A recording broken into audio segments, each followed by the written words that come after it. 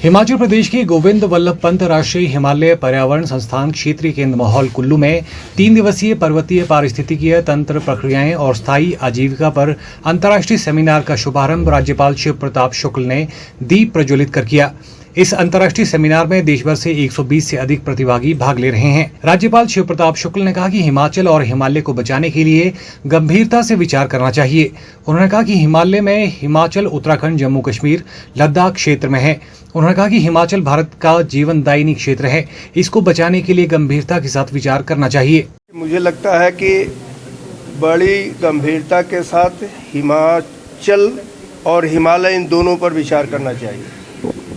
हम जरूर हिमाचल के क्षेत्र में हैं, लेकिन हिमालय केवल हिमाचल का नहीं है, बल्कि उत्तराखंड का है, हिमाचल का है, जम्मू कश्मीर का है, लद्दाख का है।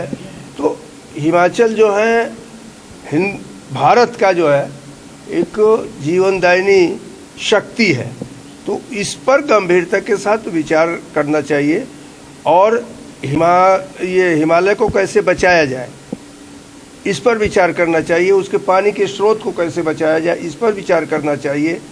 पर्यावरण को कैसे सुरक्षित रखा जाए इस पर विचार करना चाहिए और ये सारे नोट्स तैयार करके सरकारों को देना चाहिए ताकि सरकार उसके अनुसार कार्य कर सके और हिमालय को बचा सके। वहीं अंतर्राष्ट्रीय सेमिनार की मुख्य वक्ता आईआईटी मंडी कमांद की प्रोफेसर आरती ने कहा कि हिमाचल प्रदेश में फॉरेस्ट फायर एक गंभीर समस्या है। उन्होंने कहा कि जंगलों को बचाना बहुत जरूरी है। ऐसे में जंगलों की आग से पर्यावरण को बहुत नुकसान हो रहा है। उन्होंने कहा कि उन्होंने इस दिशा में कुछ कार्य किया है, जिसमें जंगलों के वेस्ट मटेरियल हैं, उससे हम बायोफ्यूल बना सकते हैं और इस कार्यशाला में मैंने उसका उदाहरण भी पेश किया है। मुझे एक मौका मिला कि मैं अपने काम को और बता सकूं कि किस दिशा में मैंने काम किया है।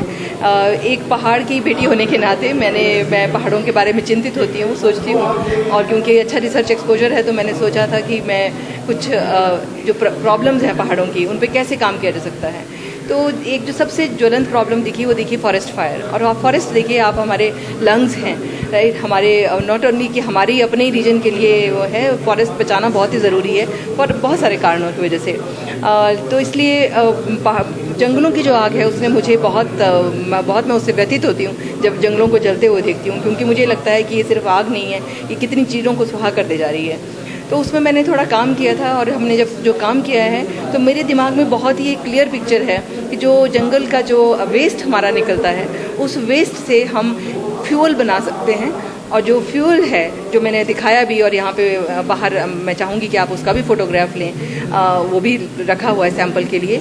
वो एक फ्यूल कई जगह यूज़ हो सकता है, घरों में हीटिंग के लिए यूज़ हो सकता है, इंडस्ट्री में यूज़ हो सकता है, जहाँ बॉयलर्स हैं, फर्नेसेस हैं, वहाँ पे यूज़ हो सकता है। और जो हम ये स्टोव यूज़ करते हैं, जिसको लोकल भाषा में तंदूर कहते हो आप, जो घर गर्म करने के लिए यूज़ करते हैं, उसमें यूज़ हो सकता है। तो मुझे ये दिखता है कि जो जंगल से जो जितना वेस्ट निकल रहा है, जो कि आग लगा रहा है, जो कि पाइन नीडल्स हैं, ड्राई पाइन नीडल, चलारू जिसको लोकल भाषा में बोलते हैं, इसका अगर हम अच्छा सा फ्यूल बना पा रहे हैं तो उस पोटेंशियल को पकड़ा जा सकता है।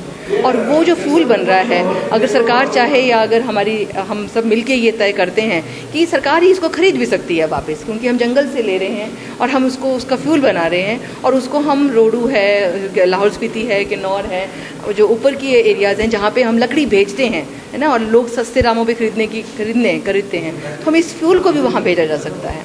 ये मेरा जो है विचार है कि एक किस्म से जो हमने वेस्ट को एक अच्छे फ्यूल के रूप में बदल दिया है, उसको अगर हम वापस जो है अपने दूर दराज के इलाकों में फ्यूल के तरीके से यूज़ कर पाएँ तो बहुत ही अच्छी बात ये पर्यावरण के लिए होगी। और ऑफ कोर्स हम सब की ये जिम्मेदारी है कि हम अपने जंगलों को आग से बचाएं, तो इसमें सबकी भागीदारी की बहुत ज़रूरत है। ये 3 दिवसीय कॉन्फ्रेंस है, अंतर्राष्ट्रीय कॉन्फ्रेंस। इसमें बहुत सारे मुद्दों पे बातचीत होगी। जैसे कि पहले बताया गया था, जल तंत्र पे बात होगी, यहाँ के वन तंत्र पे बात होगी, यहाँ की जो जैव विविधता है उस पे बात हो रही, यहाँ की कृषि तंत्र पे बात होगी। मतलब जो पर्वतीय पारिस्थितिकी तंत्र की प्रक्रिया है, मतलब जिस तरह से ह्यूमन एंड इकोसिस्टम इंटरेक्शन हो रहा है, वो इकोसिस्टम किस तरह का शेप ले रहा है हमारी क्रिया के ऊपर।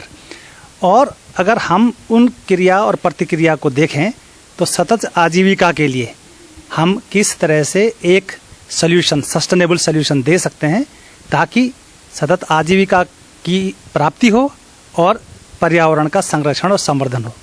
इस महत्वपूर्ण अंतर्राष्ट्रीय सम्मेलन में 120 प्रतिभागी भाग ले रहे हैं। भारतवर्ष से लगभग हर कोने से प्रतिभागी यहाँ आया है। उत्तर, पूर्व, पश्चिम, दक्षिण, मध्य भारत और स्पेन से, इजराइल से, यूके से, जापान से, जर्मनी से ऑनलाइन ये हमारे जो विद्वान वैज्ञानिक हैं उन देशों में वो प्रतिभाग करेंगे। कुछ वैज्ञानिक विदेशों से यहाँ आ भी चुके हैं, तो हम सब मिलकर देखेंगे कि वो हमसे क्या सीख सकते हैं, हम उनसे क्या सीख सकते हैं। विचारों का आदान प्रदान होगा। एक समेकित एक डॉक्यूमेंट, जैसे कि माननीय राज्यपाल महोदय ने बताया, वो प्रस्तुत कर दिया जाएगा माननीय राज्यपाल महोदय को के संज्ञान हेतु, और प्रेस और मीडिया को भी हम उसको समय पर रिलीज करेंगे।